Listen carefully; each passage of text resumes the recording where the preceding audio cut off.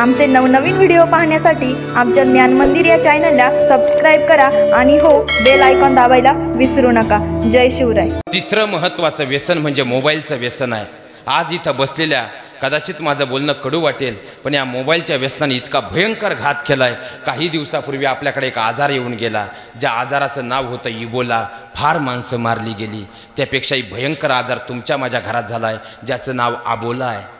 आता आमची पोरगी त्या फेसबुकवरती एवढं गुंग आहे, आईनं दळण आणायला सांगितलं, पोरीकडे वेळ नाही। आमचं पोरगं एवढं त्या व्हॉट्सअपवरती गुंग आहे, वडिलांनी कोणतं काम सांगितलं ऐकायला तयार। बरं, पोरांचंही काय घेऊन बसले। आज आपल्या घरातलं 6 महिन्याचं पोरगंसुद्धा मोबाईल दिल्याशिवाय दूध पेत। आणि जर कुणाच्या घरातलं दूध पेत असेल तर हात वर करा, आपण सत्कार घेऊ। आपल्या घरातलं 3 वर्षापर्यंतचं पोरगं म्हणतं मम्मी दूध नको मोबाईल दे। पण मला प्रश्न एकच पडतो, ज्या पोराला स्वतःची शिशू कळत नाही त्याला मोबाईल काय कळतोय? आणि आपण म्हणतो बा पोरं आजकालची हायटेक झाली आणि त्यांना लई कळायला लागलं। अरे मॉडर्न मम्मा घरात आणली, ते शिकेल मॉडेल, चप्पल घालून स्वयंपाक करतील, एका हाताने कांदा पडतील, दुसऱ्या हाताने बटणं दाबीती, कारण तिलाही 2 सख्या बहिणी मिळतात। हा पोटात होता तेव्हा 9 महिने 9 दिवस तिच्या 2 बहिणी सख्या होत्या, एक म्हणजे फेसबुक आणि दुसरं म्हणजे व्हॉट्सअप। पोरगं जन्माला आल्यावर काय करील? आणि हिला जर जुनी मैत्रीण मिळाली ना, एका हाताने किचनवर जरी असली तरी एक हाताचा मोबाईल वाढकून असतो, आणि त्यात तिला तिची जुनी मैत्रीण भेटावं। बा बा बा बा बा ती जेवायला बसली तर एक घास तोंडात, काय करतेस तू, कशी आहेस, कॉलेज सुटल्यापासून भेट नाही आपली, बाकी काय चाललंय तुझा? हो मी आले की येते मुंबईला तुझ्याकडं। तिचं 3च वर्षाचं पोरगं होतं महाराज, ते धावत धावत आलं, मम्मी मम्मी आहे शी। ती म्हणली पप्पा माझं जेवण चाललंय ना, शांत बस, जा बाहेर। आईचं परत सुरू झालं, कशी आहेस तू, बाकी बरं चाललंय ना, काय म्हणते सध्या? 3च वर्षाचं आहे, कवर दम धरील महाराज ते परत आलं, मम्मी शी। ती म्हणली पप्पा तुला एकदा सांगितलं, 2दा सांगितलं, शांत बस, हो बाहेर, माझं काम चालू आहे ना। परत एक घास तोंडात, काय करतेस तू, बरी येस ना, बाकी काय चाललं तुझं? 3च वर्षाचं आहे, कवर दम धरील ते परत आलं, मम्मी शी। ती आता मूडमध्ये होती, ती म्हणली पप्पा तुला एकदा सांगितलं बो, 2दा सांगितलं बो, 3ऱ्यांदा सांगते ग बस, नाही ते इथं बस। पाहता काय माय का 3च वर्षाचं पोर येते, पाहता काय बसलं ते। शेवटी सासू बाहेरून आली, मग तिने तो डाळ भात पाहिला, बा बा बा बा बा बा बा। मग तिने डोक्याला हात लावला आणि ती घरातल्या मॉडर्न सुनला म्हणली, पाया पडते सुनबाई, बंद कर तुझी चाल, पहिलं तुझं व्हॉट्सअप चुलीमध्ये जाळ, रोज नवीन फॅशन करून नवीन काढतेस फोटो, अगं रडून रडून उपाशी झोपून जातो छोटू, दीपिका फिपी बदलण्याच्या नादात करपून जाते डाळ, पहिलं तुझं व्हॉट्सअप चुलीमध्ये जाळ, अगं लगीन झालंय आपलं शहाण्यासारखं वागावं, 4 दिवसाचं हे सासू सासरं तोंड भरून बोलावं, हे मरून गेल्यावर बस वाजवी टाळ, पहिलं तुझं व्हॉट्सअप चुलीमध्ये जाळ। अहो रोज एक मेनू बनवते, आता तुमचं काय ना आमचं काय, आमचंही वेगळं आहे का महाराज? आम्ही फक्त तुमच्या पुढं आल्यावर बोलतोय। बरं तुम्ही येडे म्हणून आमचं बरं चाललंय, तुम्ही इतके शहाणे, तुम्ही आमच्या पाया पडताना आईबापाला शिव्या घालता, तुम्ही काही सोपे नाहीत ना महाराज। आमचे पाय एवढे सरळ राहतात का महाराज? आमच्या पाया पडूच नाही, आम्ही प्रबोधनकार, तुमच्या पुढे विषय मांडणार, अंतकरणात रुजवणार, तो जीवनामध्ये अंगीकारा। आई वडिलांच्या पाया पडा, आई बाप वृद्धाश्रमात, आणि लागला महाराजांच्या पाया पडाय, काय उपयोग आहे महाराज? मूळ मुद्द्यावर येतो, लक्षात घ्या। आता तुमच्या काय ना आमच्या घरात काय, पहिली आई मुलीला शिकून पाठवत होती स्वयंपाक असा करतात, आता आपल्या घरात गुगल मेनू आला, गुगल मेनू मोबाईलवरती शोधते ती, एक टिप्सून हे टाकणे, दुसरं टिप्सून हे टाकणे, नवरा उपाशी मारणे, रोज एक मेनू बनवते, झोपायला वाजवते 12, पुलाव वाजतो का चांगला त्यात दगड आणि गारा, अगं ट्रंक ट्रंक वाजतो फोन, पोरी लक्ष थोडं टाळ, पहिलं तुझं व्हॉट्सअप चुलीमध्ये जाळ, मान्य आहे दुनिया चंद्रावर गेली, तू आपली मान मर्यादा पाळ, नाही तर पोटातूनच एक दिवस नेट पॅक मारायला सांगेल तुझं बाळ, मारायला सांगेल तुझं बाळ।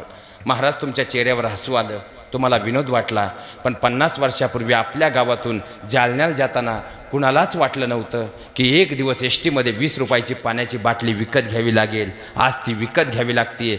जर आज आपण बदललो नाही, आपली पोरं हातातून गेल्याशिवाय राहणार, कारण आज चीनमध्ये 50% मोबाईलच्या गेमवरती बंदी आहे, कारण 50% पोरांना मायोपिया नावाचा आजार जडलाय, ज्याचे बळी आपल्याकडे आत्तापर्यंत 13 ते 14 गेलेत। आज आपल्या पोरांच्या हातातले मोबाईल पोरांना घेऊन कुठं जात आहेत याचं भान मात्र आम्ही ठेवायला हवं. आज आमची पोरं मोबाईल वापरत आहेत, आम्ही पोरांना सांगतो, इथं बसलेल्या कोणत्याही आजीनं सांगावं, ज्यांची मुलं ज्यावेळेला लहान होती, लेकरं लहान होती, रांगत त्या आजीजवळ आलं आणि ती स्वयंपाक करत असताना ती पिठाचा गोळा पोराच्या हातात द्यायची आणि सांगायची, पिठाच्या गोळ्यानं खेळ. चूक की बरोबर? चूक की बरोबर? आता आमच्या घरात मॉडर्न मम्मा आली, ती म्हणती, चिंटू बाहेर मातीत जाऊ नकोस, पायाला गाळ लागेल, पाय खराब होतील, खराब होतील, तू आत बस, हा घे मोबाईल खेळायला. ते तवा चॅटिंग शिकात म्हणून 5वीला जाऊन शिटिंग करतं. पोरं बिघडली. बरं तुम्ही सोप्या नाही ना. आता मला सांगा, सध्या एक नवीन पॅम्पलेट आलं बुवा, पोरं इतकी बिघडली, मोठ्याचं लग्न झालं, बारक्याचं लग्न झालं का 2 वर्षात वायली निघतात. बरोबर का चूक? बरोबर का चूक? पोरं बिघडली. आता एकाच घरात 2 जावा आहेत आणि दोन्ही जावांची मुलं लहान आहेत आणि बारकीनं दूध गरम केलं, तिच्या पोराच्या हातात दुधाचा ग्लास दिला, बिस्किटचा पुडा दिला, तिचं पहिलं वाक्य काय असतं? आय! तिचं पहिलं वाक्य काय असतं? बाळा जा मोठीच्या पोराला बोलून आण आणि दोघं एकत्र बसून ये, दूध आणि बिस्किट खा. असंच ना? बाळा हा दुधाचा ग्लास लवकर संपव, बिस्किट लवकर खाऊन घे, मोठीचं पोरगा आलं, तुला काहीच ठेवायचं नाही. 2 वर्षाच्या पोरासमोर तुम्ही जर दुधाची बिस्किटची वाटणी करताय, 25 वर्षात झाल्यानंतर तो हरिपाठ गाईल का? आज एकच गोष्ट करा बरं, पोरं इतकी हुशार आहे महाराज. आता आपल्या घरातला तुम्ही 11 वाजता कामातून मोकळे झालात, बरोबर? सकाळी तुमचा 11 वाजता स्वयंपाक आवरला, तुम्ही ज्ञानेश्वरी वाचता का गाथा वाचता?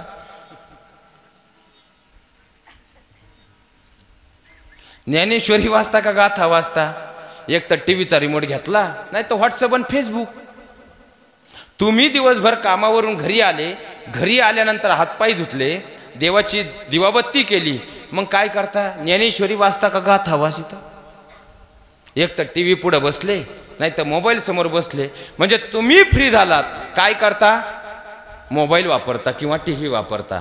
तुम्ही फ्री झालात, मोबाईल किंवा टीव्ही वापरता. घरातला आपला 10वीचा असणारा मुलगा शाळेतून आला, बाहेर त्याचं काम आवरलं, तो फ्री झाला, टीव्ही किंवा मोबाईल घेऊन बसतो. विचार करा, आपल्या घरातली ही 2-2 वर्षाची लेकरं 24 तास घरात फ्री आहेत, त्यांनी काय करावं? तुम्ही फ्री झाल्यानंतर वर तुम्ही सांगता, चिंटू मोबाईल म्हणजे वाईट गोष्ट, आणि मॉडर्न मम्मा म्हणताय, बेटा मोबाईल वाईट असतो. ते 1 वर्षाचं पोरग मनातल्या मनात विचार करतं, बुवा हा मोबाईल एवढा जर वाईट आहे तर माझी मम्मा मला विसरेल, पण त्या मोबाईलला विसरत नाही. आणि मोबाईल जर वाईट आहे तर माझ्या पप्पाच्या हातात सातत्याने. जर तुमच्या घरामध्ये हा प्रॉब्लेम आहे ना, की आपली 1-1, 2-2 वर्षाची मुलं मोबाईल सोडत नाही, फक्त 4 गोष्टी आजपासून करा. 21 दिवसांनी मला फोन करून सांगा फरक पडला की नाही. पहिली गोष्ट, पहिला काळ होता एकत्र कुटुंब पद्धती होती, आणि एकत्र कुटुंब पद्धतीमध्ये आपल्या घरामध्ये आजी आजोबा असायचे, ज्यांच्याबरोबर मुलं खेळायची. पण आता प्रायव्हसीच्या नावाखाली आम्ही घरं विभक्त केली. आता आमच्या 1 BHK फ्लॅटमध्ये कोण कोण आहेत? आमचा मुलगा, आम्ही आणि त्याचा बाप. चौथं माणूस आहे का? चौथं माणूस आहे का? मग मुलगा 24 तास जर घरात बसणार असेल तो एक तर मोबाईल किंवा टीव्हीचा आसरा.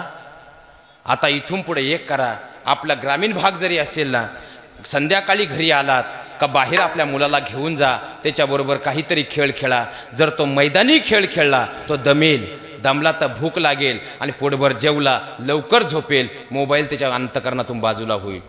इथून पुढे तुमची महत्त्वाची सगळी कामं संध्याकाळी 7 पर्यंत करा. 7 नंतर मोबाईल बाजूला ठेवून द्या. मुलगा जोपर्यंत झोपत नाही तोपर्यंत मोबाईल त्याला दाखवू नका. फक्त 8 दिवस असं करा, मोबाईल दिसला नाही तुमचा मुलगा मोबाईल मागणार, पण तुम्हीच रात्रीच्या 1:30 वाजेपर्यंत तुमचा लाश शिने. पोरांना झोपवलं तरी तुमचं यशमेच चालू होतो. बरं आम्ही त्याचा रात किडे, आमचा अख्खा प्रवास रात्रीचा. कधी कधी रस्त्याच्या कडेला झुलत राहतात लोक, झुलत पबजी. त्या पबजीने तर पागल केली लोक, पागल. रात्रीच्या 1:30-2 वाजता महाराज अशी कोपऱ्याला टिकून खेळत राहतात गेम. आता आम्ही रात्री जाताना पाहिलं ना झाडाखाली, विशेष म्हणजे आत्ता 10-12 दिवसापूर्वी मी कोर्टात होतो आणि एक प्रकरण समोर आलं. सत्यकथा एका सेकंदात सांगतो.